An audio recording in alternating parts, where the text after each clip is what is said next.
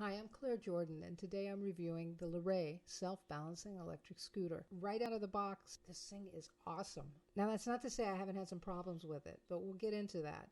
For now, let's just start with the good stuff. It charges up in about an hour, and then you're ready to go. The first thing you should know is that it weighs about 23 pounds, so you're probably not going to be taking this with you in a backpack, but you could definitely toss it in the trunk of your car. The way it works is that each wheel has its own motor, so tipping one foot down makes the corresponding wheel go forward. Tip your foot back and it slows down, stops, or goes in reverse depending on how much pressure you use. Do it slowly to ease to a stop or quickly to slam on the brakes. Getting on it is definitely the hardest part. You have to put one foot on it and then, kind of find the sweet spot where it's in neutral and then pop the other foot up. But once you get the basic motion, you can quickly move on to turning. Just tip your right foot down to turn left and tip your left foot down to turn right. I know it sounds counterintuitive, but when you remember that each wheel has its own motor, it actually makes sense. Right goes left, left goes right, just like skiing. Once you do it a few times, it starts becoming instinctive.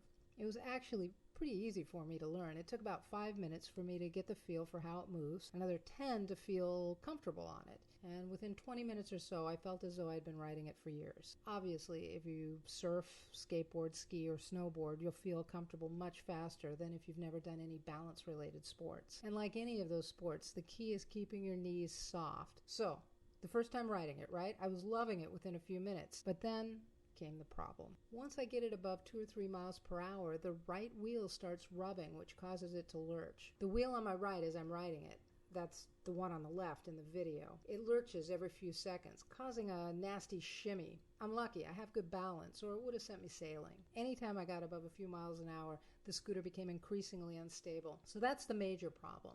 But I also had another problem. After charging it again, I took it out to my patio to get some video, and after using it for just 5 minutes, the red battery light started blinking. I immediately got off and plugged it in, but when I did, the yellow battery light started blinking. I turned it off and on a few times, and then eventually the solid green battery light came on. Now, I don't know what any of this means, but it doesn't fill me with confidence in terms of battery life for the scooter. So here's the deal, and this is why reviews are so helpful. The Leray people say you should buy the scooter from them and not the dozens of other companies selling the exact same scooter because they have a great warranty. So I'm going to email Leray per the instructions on the warranty card.